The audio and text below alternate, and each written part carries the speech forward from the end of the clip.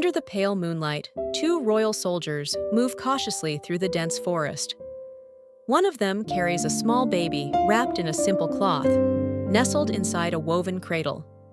The baby stirs slightly, a faint whimper escaping its lips. The other soldier looks around warily before nodding. With hesitation, they place the cradle on the damp earth, revealing a black mark just below the baby's right elbow, a sign of royal blood. Without another word, the soldiers disappear into the shadows, leaving only the sound of rustling leaves and the baby's soft cries. An old woman, dressed in ragged village clothes, walks through the dense forest, collecting firewood. As she lifts a bundle of sticks onto her back, a faint whimper catches her attention. Curious and cautious, she pushes aside the thick foliage and gasps at the sight before her. A tiny baby lying in a woven cradle on the forest floor. Her eyes widen as she notices the black mark on the child's right arm. With a trembling breath, she gently lifts the baby, her heart filling with both sorrow and love. Years pass, and the baby grows into a strong and handsome young man. Sitting outside a small wooden hut, he shares a simple meal with the old woman who raised him. His muscular arms rest casually on the table, and beneath his rolled-up sleeve, the black mark remains, a mystery he has never understood.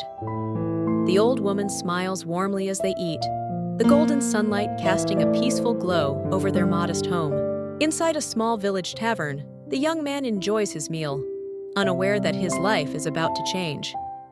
Across the room, two royal soldiers sit drinking, their conversation halting as one of them notices the black mark on the young man's right arm. His eyes widen in shock. He leans toward his companion, whispering urgently. The flickering candlelight casts shadows on their tense expressions as they realize the truth. This is the lost prince. In the grand palace hall, two royal soldiers kneel before the queen, their heads bowed. Dressed in regal robes, she listens with wide, tear-filled eyes as they deliver the news. Her lost son has been found. For years, she had clung to hope, and now, at last, her prayers have been answered. A single tear rolls down her cheek as she grips the armrest of her throne, overcome with emotion.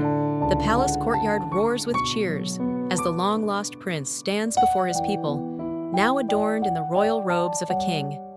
His sharp features and strong presence command respect, his right arm proudly displaying the mark of his lineage.